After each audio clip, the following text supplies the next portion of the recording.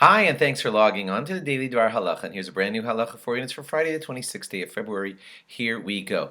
So, continuing on the laws of Matanos Lavyonim, giving gifts to the poor on the day of Purim. You should not give to a poor person on Purim a currency that is not able to be spent in his country. Like if you have Mexican coins and the poor person would have a tough time being able to cash those in and spend them, then it's pretty nasty to give that to him because you're basically giving him something that he's going to have a whole roundabout trouble to spend.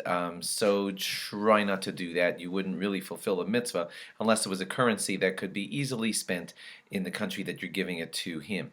Think that out as far as Israel, and it's probably easy to spend American dollars in Israel. It's not so easy to spend Israeli money in America. So think that out before you're giving currency to someone on the day of Purim.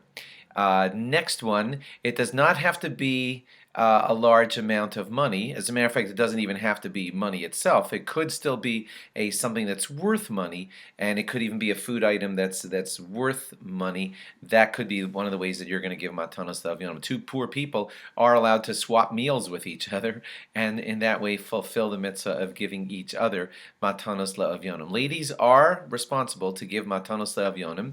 It's best if they give it themselves. If they want to have their husband do that for them, that's not really the optimum way. The optimum way is for each person, the husband and the wife, to each give their matanos le'avyonim on the day of Purim. A poor person must make certain to give matanos le'avyonim also, gifts to the poor on the day of Purim. Children should be trained to do the mitzvah of matanos le'avyonim. They should give some of their own money if they have, or the father could say, "I'm giving it for you," but he should understand that he's doing it or his daddy's doing it for him, something like that. Next one is that if you want to give a person matanos le'avyonim and you want to know the bare minimum that you should give, it has to be something that he could buy like a meal with. How much is that? The Marsha was known in the Masechta of Megillah to have said that it should be a substantial amount, which is still up to interpretation. Rav Moshe used to say that people can fulfill it with $1 to a poor person, but that was years and years ago when $1 bought a whole lot more. Now a lot of the rabbis are saying that it should be enough to buy, at least a bare basic meal, like to be able to go into a bagel shop and buy a bagel, cream cheese, and a coffee or something, which is a few dollars. So bear that in mind when you want to fulfill at least, hopefully, the bare minimum of giving money to a poor person. Rav Elyashiv said in Israel that it should be about 50 shekel, should be your minimum that you give to a poor person.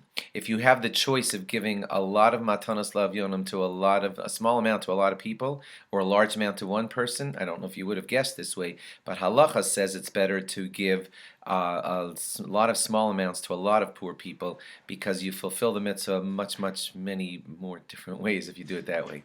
And please remember also that you can fulfill this by giving your money to the rabbi of your shul, and he will distribute it to the poor people for you. That's still an acceptable way to fulfill the mitzvah of matanos le'avyonim. Thanks for logging on. We'll probably do a few more of these after Shabbos. Have a great Shabbos and log on for more after Shabbos. Bye-bye.